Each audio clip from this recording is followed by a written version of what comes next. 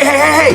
Before we start this show, I need y'all to stop what you're doing, click that subscribe button and that notification bell so you can stay on top of what the Plug-in Orlando is doing. We got some great content for you and we can't wait to show it to you. So click that button. Remember, don't get left out.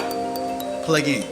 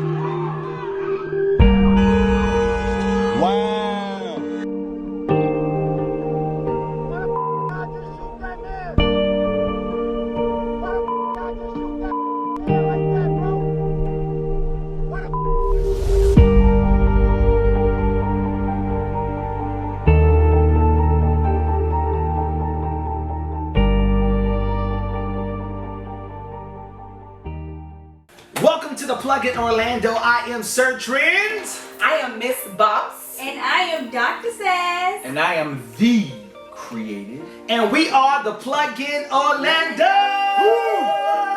What up? Listen, y'all in for a ride with the Plug-in Orlando because we got a lot of things that we connected to this week that we're getting ready to talk about. So I hope you're plugging in because we don't want you to get left out. Because, man, Sade, there's been a lot happening. Listen. Will, there's been a lot happening. I'm gonna just laugh. And Dr. Rand. That's what we need. There's been a lot happening. Lord. Yeah. But I mean, for a time that we're in right now, and to see what's happening around the world, let's talk about Wisconsin. Jacob Blake. So we're just going there. I mean, we gotta go there because it's all week. This is all you've been seeing on social media, Instagram, Facebook, people stories talking about Jacob Blake being shot 7 times. Right. Yeah. I mean, this is, his sister said something very profound. He's an uncle. He's a friend. He is a human being. Yeah. Do y'all think we have lost the idea of a person being a human being and how to treat a person?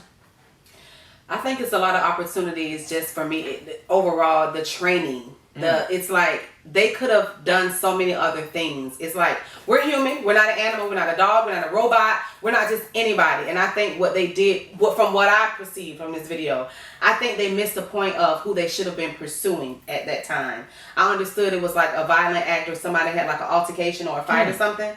And I feel like the police officers should have been focusing on those individuals opposed to targeting him. Right. What's wrong with being tased? Like, oh my gosh, like why do you just shoot down a being, a man like that in front of his children? Yeah, in front of kids at that. Yeah, so I do think it's inhumane. It's like we're treated like, not we, but just in general as a people and just the whole systemic of how everything has been going. Right. That these black men are treated like they're barbaric and that they're animals. So I do agree. It's like we're human. We all bleed the same, and it's very disheartening. I mean, think about it. I mean, he's paralyzed down. Right. Like, this is someone who went to, like they said, they were saying he was stopping a fight, and all of a sudden he's being followed, and then he's getting his shirt pulled, and then you're shot 7 times. Immediately, you're paralyzed. Right. It is a blessing that he's not dead, Right. but to be paralyzed spiritually, I believe he's going to be dead.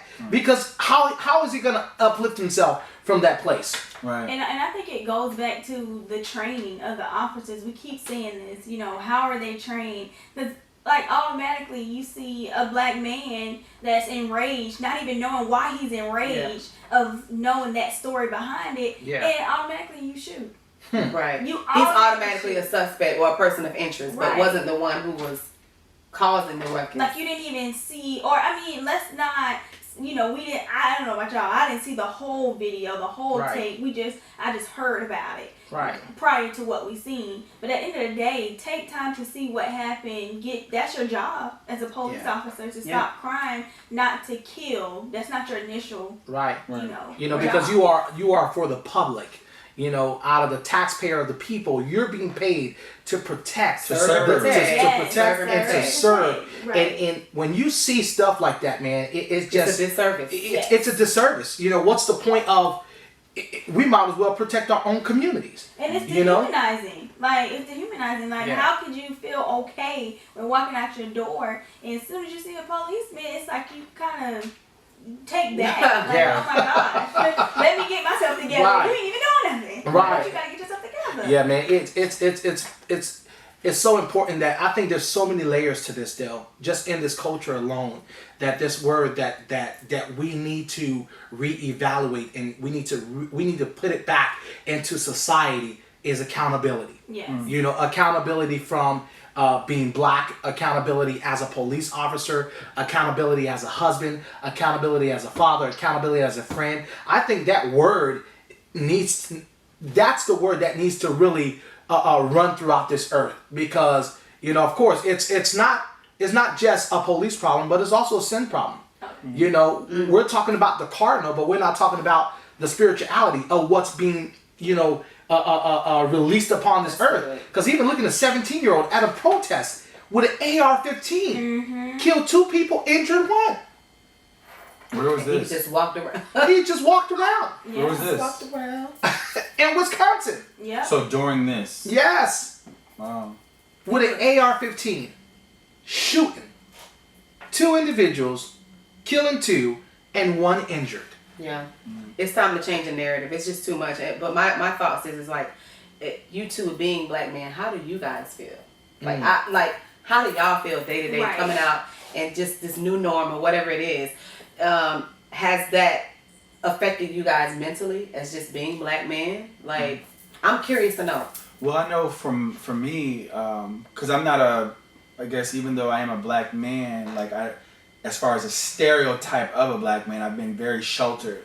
And when it comes down to how I approach life, my parents, my mom, and I believe Ram or any other black man would be able to agree with, we've been taught to, okay, if this happens, this is what you do. Wow. If a cop comes, this is what you do. If they get behind you, this is what you do. So it's natural. So even if I wasn't that Jacob Blake, obviously in my mind, I was like, okay, I would have complied. But even with all this stuff that we're carrying, but you don't do this. Oh shoot, I did it. Now it's like there's no way for you to react in the way of protocol. Shoot, bro, you better than me, Will, because growing up Haitian, my mama was the police. I mean, you wasn't even worried about the police officer or Right. DCF coming to your house, because your mama my mama used to tell me, go outside, pick the branch that you want for me to whoop you.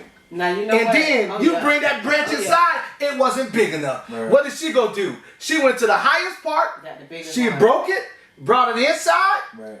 and it was done. Done. My mama was the police. If people want to talk about police brutality, my mama was the police. But even that, it's still having that in your household. It prepared you Yeah. for how to approach the world. So Yeah. even as a black man, Yeah. our parents had to be the police, Right. Wow. so that when we actually faced the police, Right. we know how to, I guess, walk in that situation. But even in these things that we've been seeing, Yeah. that still isn't enough. Yeah. Because like you were talking earlier, it's like police sign up, just like when you go to the army. If you sign up to be in the army, you already know that it has the possibility that you may not come home. Right. That's true. Even though you want to come home. That's true. But a lot of times, even a part of the narrative that's been going around when people are pro-police, we want to make sure they get home to their families. Right. But they signed up for this. Yeah. Like me, and again, I'm not saying police need to hold strong to that dial of, if you get killed, you get killed. No, nobody wants that. But this is part of your job. So for that to be brought up as a justification on shooting a man Right. 7 times, hitting him 4 out of that 7, and now he's paralyzed, so we should just deal with it. Yeah. And then now, on top of that, now we see the protest that's happened. I saw an article where it says the police chief said well, the people who got shot that night, because yeah. these people got shot, he was like, they wouldn't have been shot if they Curfew. weren't out after curfew. 8 o'clock. So how is that a response of you serving the community? Yeah, Right. that's not leadership. No. Once again, there's no accountability. You know, I think today leadership is so broad, right? Nothing is going to the root of the issue. And one thing I love about Jesus is the fact that he went to the root of the issue. He met the needs of the people. Yeah. He knew how to serve them. So there they were able to see the transparency in the relationship. And his words were the accountability he gave to the people from him. That was a covenant he made with the people, and people were able to adhere to what he was saying and doing at the same time. But we don't have that today. They trusted him. They trusted him. Yeah. But we don't have that today. Good. And we need accountability, we need transparency, and we need the right form of leadership, not dictatorship. Come on. You know, you don't speak at the people, you communicate and have a conversation with the people, because together we are in this. Right. How can we be unified if we are not in this together? That's good. Whether you're black, Latino, white, purple, black, turquoise, whatever color And you black are. again. And black Right. again. Right. You got to work together. We need unification in this country. And I think it starts off, like I told a friend of mine earlier today, with us changing. Yep. We have to change the Yeah. narrative Start. by Yeah. having these conversations. And also, these grown parents who's acting like they're 21 again, it's important for you to start talking to your children and teaching them what respect means. Because if they don't respect you, what makes you think they're going to go out in society Yeah. and respect other people? Right. And again, I'm all for that, but I believe Rem, it's going to take us holding, because again, doing the work at home, Yeah. that's a given all across the board. But Yeah. until we start to see those who are in leadership, in power, police chiefs, presidents, whomever, Yeah. who are able to show what accountability looks like True. and holding people, because it almost seems like, because the black experience has always been follow this protocol, live up to this standard, and when we do that, then the standard is changed. Wow. Or it's, Right. so That's good. you don't have an issue with black parents or people teaching their kids, even though there are some, the WAP generation, which we're going to talk. We're going to talk about that. But we need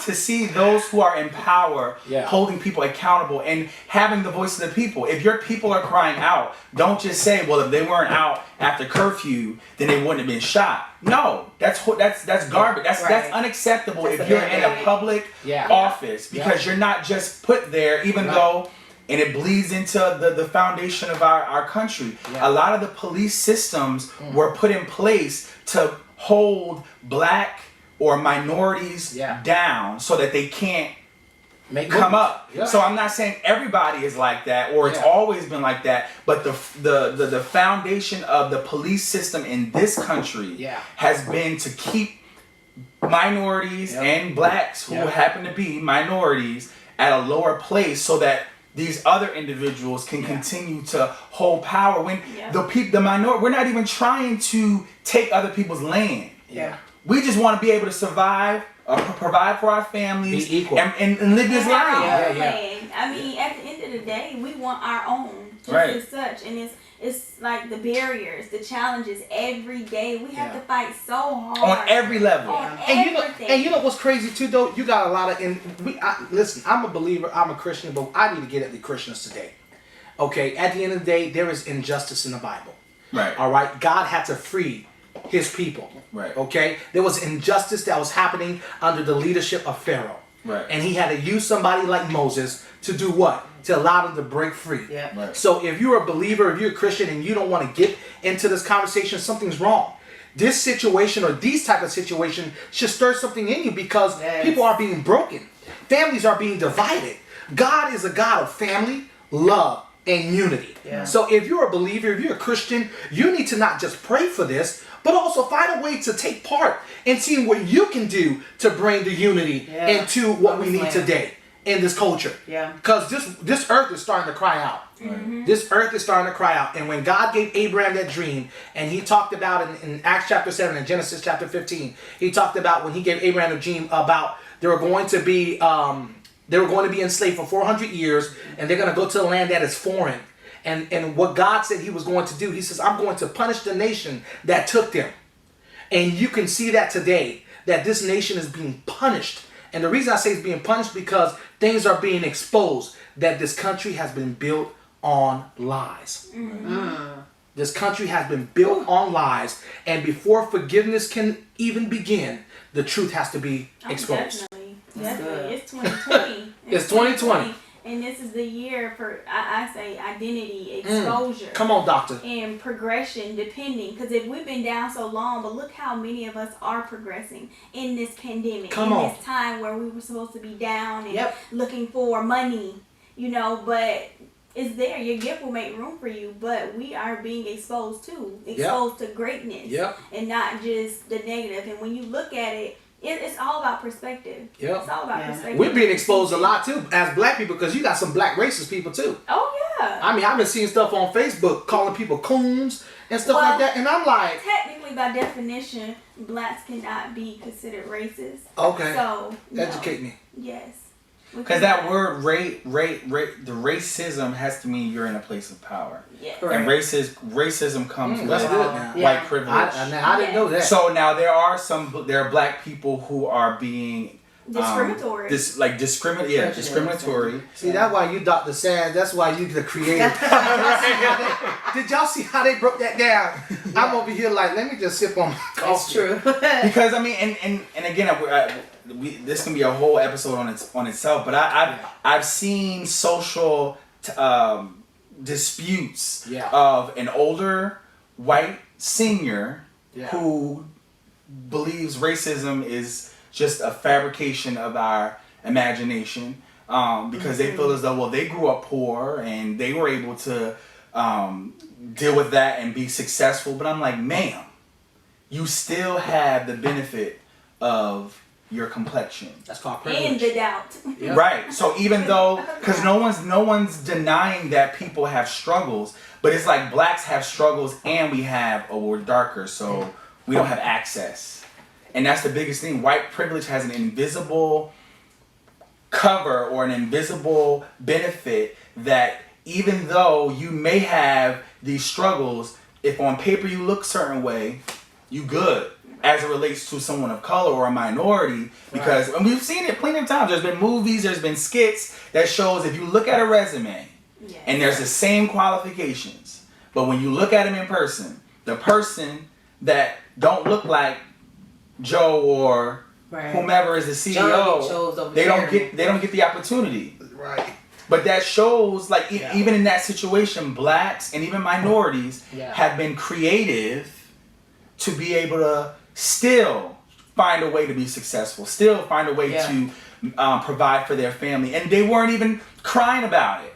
But it's like when you have moments of them being creative, like a Black Wall Street, then you have the white people come in and destroy a whole town because they had success where they didn't, and that's not fair. Yeah, and I have to play the devil's advocate right now too, because I think sometimes we are the reason why we're down too. Right. I think that as a people, as a race, as black people, as a culture, the conversation starts obviously at the table. It starts at the dinner table. And I know those dinner tables didn't look like the white home. They were divided. We didn't always have our fathers at the tables as well. We may just had a mother, and we didn't have plenty at the table as well. But I think just as an analogy, I'm just saying it starts at the dinner table. And as a black people, when the Jewish and all the other ethnic backgrounds that were coming over to America, they got together. They put their money together. They bought land. They bought things. But the Africans, we were brought over to where they were trying to figure out how we was able to grow crop on dry land. So the white man, slavery, they brought us over here to figure out how we were the geniuses to grow crop and to produce that, but still didn't buy land. We're not the farmers though. The white mans were the farmers. Right. So it's just interesting. It's like we also held ourselves down. It was a difference of the house Negro and then the field Negro. The ones that looked at a certain way, or when they decided to separate us. And when you think of Jim Crow or the law, everybody was out on the field. All the Negroes was out on the field at one point. And then somebody said, if you keep them together, that's how they can actually align. They can build an alliance, and they're going to listen to the mother because they already killed off the strong black men or got them somewhere else too far from them. So it was just the women. It was the Harriet Tubmans that everyone listened to. So at one point when they figured out, well, you got to split these Negroes up, You got to split them up. You got to put some in the house.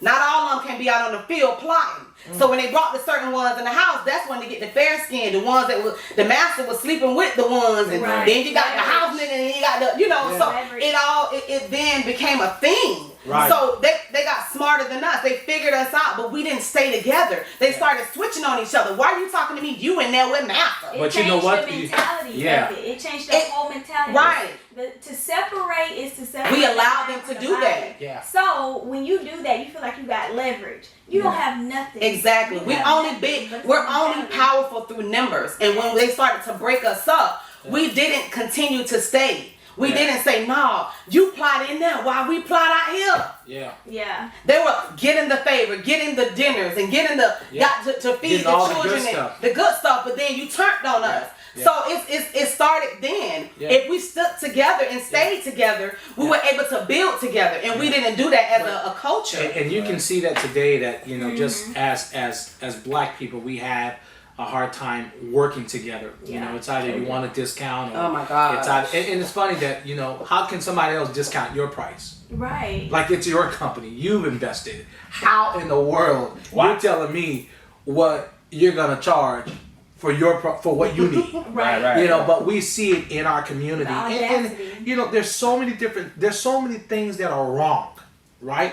That we need to figure out where is the right. Yes. And I think the right is, like I said earlier, is changing the narrative within ourselves. Yeah. You know, we need to look at ourselves and say, are we healthy? Right. Yeah. You know, who's in our circle of influence? Yep. You know, have we really discovered who we are? You know, because just because your birth may be a different location, but that doesn't mean that you was born in that location. Right. Because you're born, God created you with a purpose. Yeah. So to be birthed and to be born are two different things. You have to discover who you are. We have to look at where we are today as a culture, as a black culture, and got to start thinking to ourselves, what do we want for the future? Right. It's either we keep talking about the same thing, Yeah. having excuses for not changing, or we make a decision and fight, go against the grain, Yeah. and bring change. Yeah, and Because be the that's what they change. did in the Yeah. 60s. That's what they did in the 70s. Yep. And Like they went against the grain. And if you want to see change, you have to be the change. Yeah. And I know this was not on topic today, but I want to say this too.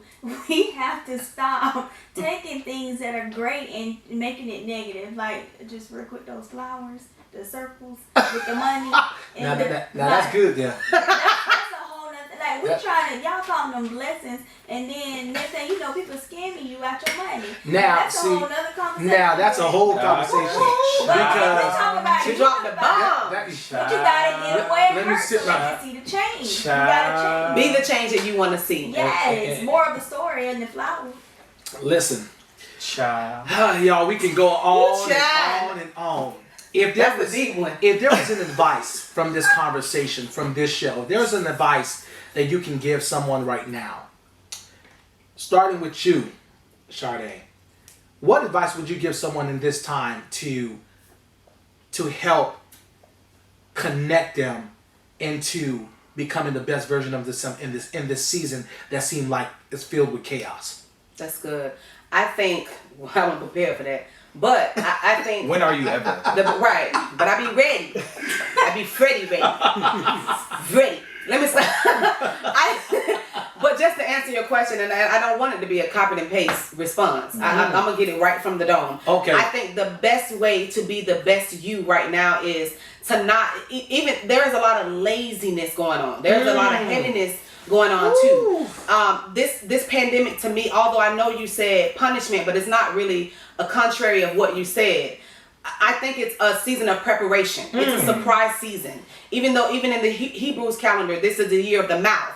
And then it's funny how we have to now cover our mouth. Come on. And then now they want us 6 feet apart. It's very militant how they want to see us. But really, let me just first say, I think we gotta. Some people, we're not lazy. I think some of us are perfectionists. Wow. And I'm realizing that we don't have to be perfect. We are, and he's perfect in all of his ways. we don't have to be perfect. We have to be purposeful. Yes. And I think if you understand what your purpose is and get aligned Come with on, it, Mushy. then you will be meaningful in your gift and that's going to make room. It's going to put you in different rooms. Yes. It's going to put you in multiple rooms in the face of man. So stop being lazy. Stop thinking that you have to be perfect, but be purposeful. And that is going to get you where you need to be in your gift and be a blessing to this nation. The boss. Yes. Woo! What you got to say, Dr. Sass? Well, following that You said my tea. commentary. Okay, what my tea? Hey, everybody have coffee and tea. I ain't got nothing but apple. Anywho, to follow that, but to piggyback, that was good. That was good. You know, I think the advice that I can give is just to really sit back and understand, for one, where you are mentally. Because at the end of the day, it starts with your mind. If you're not sane in an insane world, you're going to be insane. So you have to start with your mind, and then also see what you have access to and resources to, and not always just think about the money of it. Because like the boss said, your gift will make room for you. Don't worry about that. It's already taken care of. But if you go back to your purpose, what do you have access to? What are you doing now? And really pay attention to your surroundings. That'll get you to fulfill your purpose. So focus on your now, because you can't worry about the future. The future is already written, and it's decreed and declared. Come on. So walk in your now, and I guarantee you'll get to your future. That's good. Listen, thank you so much for tuning into the Plug In Orlando. Don't forget to subscribe. Thank you for watching. Don't get left out. Plug it in. Plug it in. I know you enjoyed that episode, but we want you to join the Plug In family. Connect with us, plug into our outlet, subscribe to this YouTube channel right now. Click that notification and don't get left out. Plug in.